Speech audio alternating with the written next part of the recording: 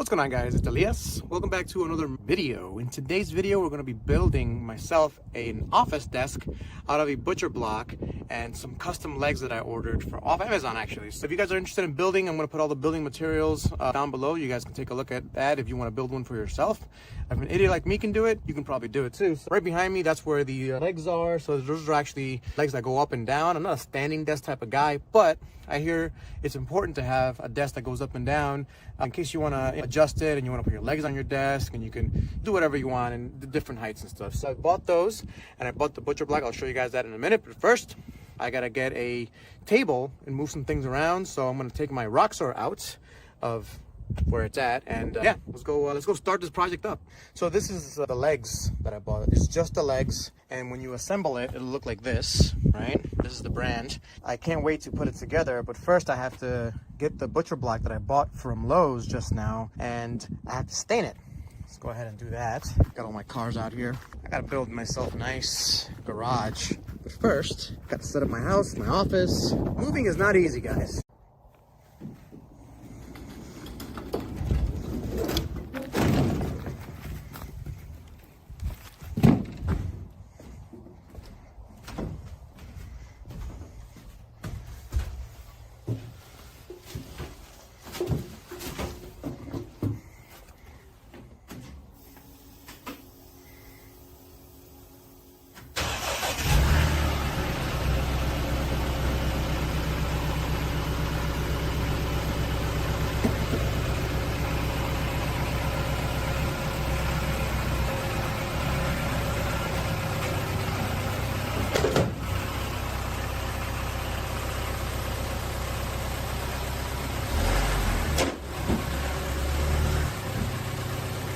There we go.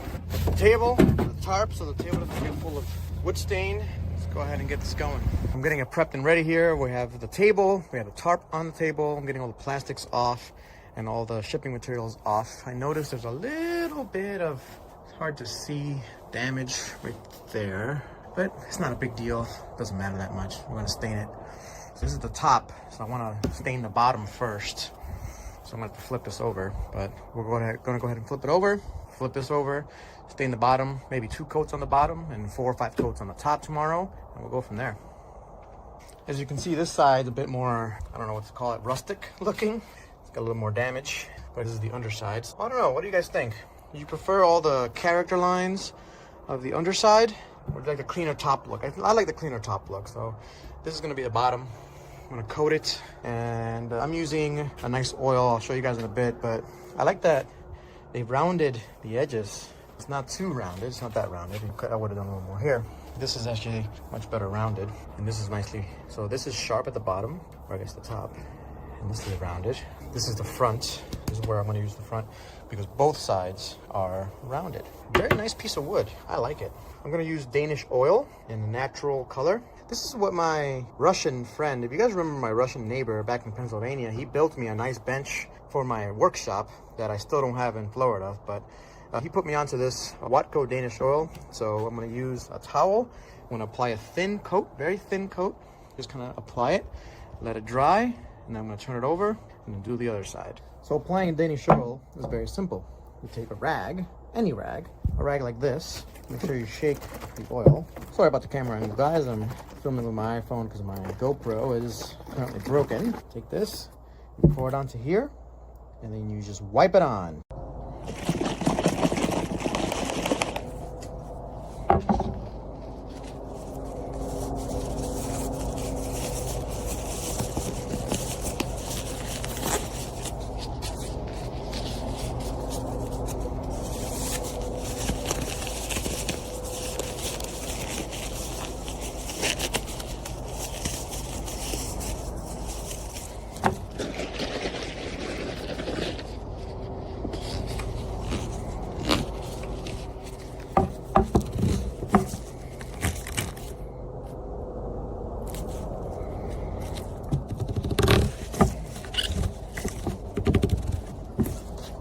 Do yourself a favor if you're using Danish oil, get yourself a pair of pliers to open the damn cap.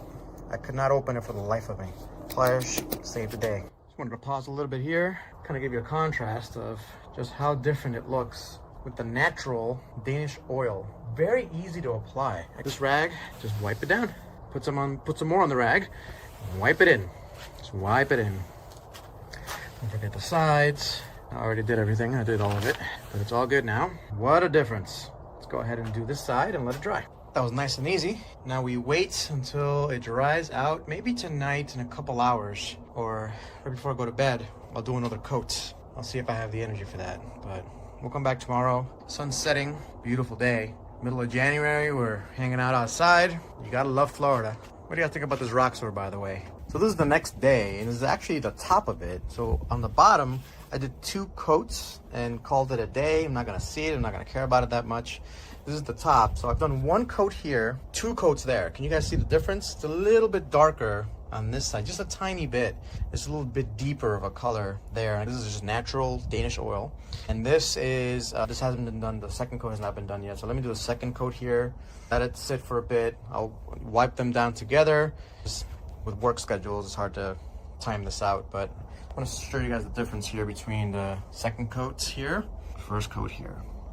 Kind of hard to see, but I can definitely notice the difference. Pretty big difference, actually. So let me continue to do this. I'll show you guys the finished product, and then we'll put together the legs. So it's a couple weeks later, but I'm putting together my standing desk frame. And as soon as I finish this, I'm gonna take apart this desk, and I'll show you guys why. While I like this desk a lot, it was really good. I came with some issues with shipping. This is a marble top. I love the marble top desk. And it's got some nicks and chips, but the main problem with it is right here. If you take a look here, this came broken through shipping, through no fault of the manufacturer, but it came broken, unfortunately. And I had to spend some time, and JB welded it. You guys can see the JB weld fix there, but I JB welded it, but I requested a refund and I am getting it. So I'll put this back together. I'll take this apart and replace it with the desk I'm building.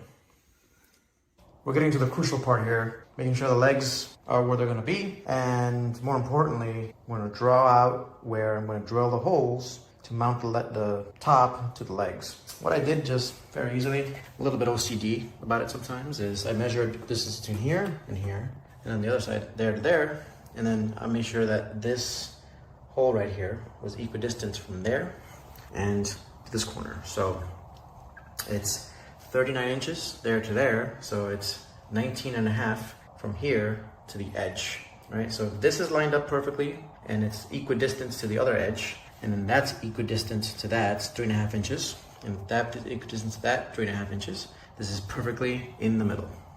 And so I'm gonna use a pencil, I'm gonna draw out the little holes after it's all set, and we're gonna drill the holes. Actually, it's pretty easy, and this legs here, these legs here, this standing desk legs, they come with the screws needed to screw everything down, so that's a plus. So now the all important part of drilling the holes, I have a broken, but still works, drill bit.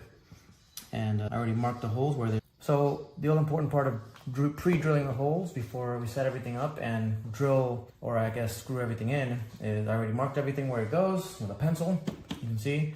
And I have a broken, but still works, drill bit, and I'll show you this simple process.